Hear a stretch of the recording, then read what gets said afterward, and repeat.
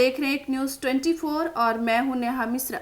आपको बता दें, बिहार विधानसभा चुनाव से पहले प्रदेश की सियासी सरगर्मियां तेज होती जा रही है। आपको बता दें, सत्तारूढ़ दलों के खिलाफ विपक्ष ने हमलावर तेवर अपना लिए हैं और इस बार निशाने पर है मुख्यमंत्री नीतीश कुमार, साथ ही एनडीए के सहयोगी नेता चिराग पासवान, जीतन राम मांझी और उपेंद्र कुशवाहा। मामला 65% आरक्षण सीमा को संविधान की 9वीं अनुसूची में शामिल करने को लेकर तेजस्वी यादव द्वारा मुख्यमंत्री नीतीश कुमार को भेजे गए एक पत्र से जुड़ा है। तेजस्वी ने यह पत्र 5 जून को ही लिखा था, लेकिन 9 जून तक कोई जवाब नहीं मिला। इसी के बाद तेजस्वी यादव ने नीतीश कुमार के साथ साथ अन्य नेताओं पर भी कड़ा प्रहार किया है।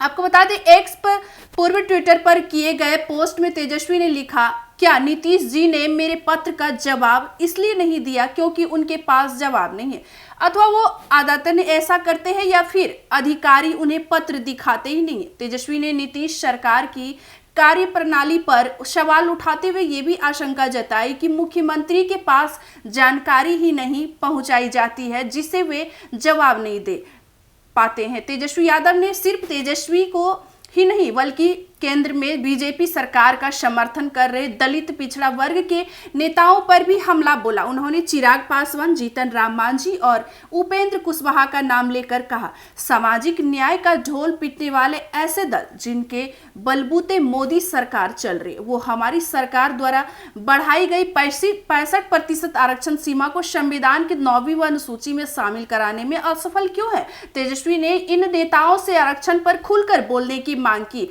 और आरोप लगाया कि ये नेता सिर्फ सत्ता से चिपके रहने के लिए राजनीति कर रहे हैं। आपको बता दें, तेजस्वी यादव ने मुख्यमंत्री को चुनौती देते हुए कहा कि अगर सरकार में हिम्मत है तो विधानसभा का एक दिन का विशेष सत्र बुलाया जाए। उन्होंने कहा कि अगर मुझे एक दिन का समय मिल जाए तो मैं यह आरक्षण सीमा लागू करवा दूंगा। तेजस्वी ने स्पष्ट रूप से यह भी कहा कि अगर प्रधानमंत्री नरेंद्र मोदी, गृह मंत्री अमित शाह और मुख्यमंत्री नीतीश कुमार इस मुद्दे पर बोलने में भी असमर्थ हैं तो ऐसे गठबंधन में बने रहना केवल राजनीतिक अवसरवाद। तेजस्वी ने चेतावनी दी कि यदि उनकी मांगों को नजरअंदाज किया जाए तो वे व्यतीत आंदोलन में करेंगे। उन्होंने कहा कि हमने जो करना है हम करेंगे। दलित, आदिवासी, पिछड़ा, अति पिछड़ा वर्गों का वोट लेकर आरएसएस, बीजेपी की पालकी ढोलने वाले नेताओं को जनता अब अच्छे से समझाएगी।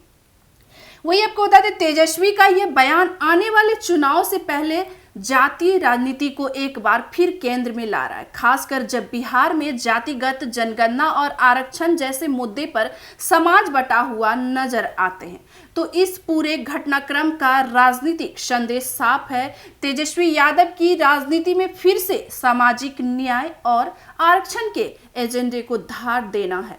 वे खुद को दलित, पिछड़े और वंचित तबकों की आवाज के रूप में स्थापित करने की कोशिश कर रहे हैं। आपको बता दें, जबकि एनडीए के नेताओं पर मौन समर्थन का आरोप लगाकर उनकी विश्वसनीयता पर सवाल उठा रहे हैं, वही यह देखना दिलचस्प होगा कि मुख्यमंत्री नीतीश कुमार इस आरोपों के सिलसिले में कोई आधिकारिक प्रतिक्रिया देते हैं या नहीं, बल्कि अगर सरकार इस मुद्दे को नजरअंदाज करती है तो विपक्ष को आगामी चुनाव में इसे राजनीतिक लाभ मिलने की पूरी संभावनाएं हैं कि राजनीति में आरक्षण और सामाजिक न्याय एक बार फिर चुनावी मुद्दे के रूप में उभर चुके। तेजस्वी यादव की ओर से उठाए गए सवाल और दी गई चेतावनी यह साफ कर रहे हैं कि आगामी चुनाव महज विकास या नेतृत्व के आधार पर नहीं, बल्कि सामाजिक वर्गों के अधिकार और राजनीतिक भागीदारी के सवाल पर लड़े जाएंगे। आपको बता दें, राजनीतिक विश्लेषकों के मुताबिक आने वाले दिनों में इस मुद्दे पर अन्य दलों की प्रतिक्रिया और तेजस्वी की रणनीति तय करेगी कि यह सवाल सिर्फ सियासी बयानबाजी तक सीमित रहेगा या फिर जमीन पर आंदोलन की शक्ल होगा। तो जैसा कि आपने सुना, आने वाले चुनाव में क्या कुछ होता है देखना दिलचस्प रहेगा। हमारे एक न्यूज़ 24 पर धन्यवाद।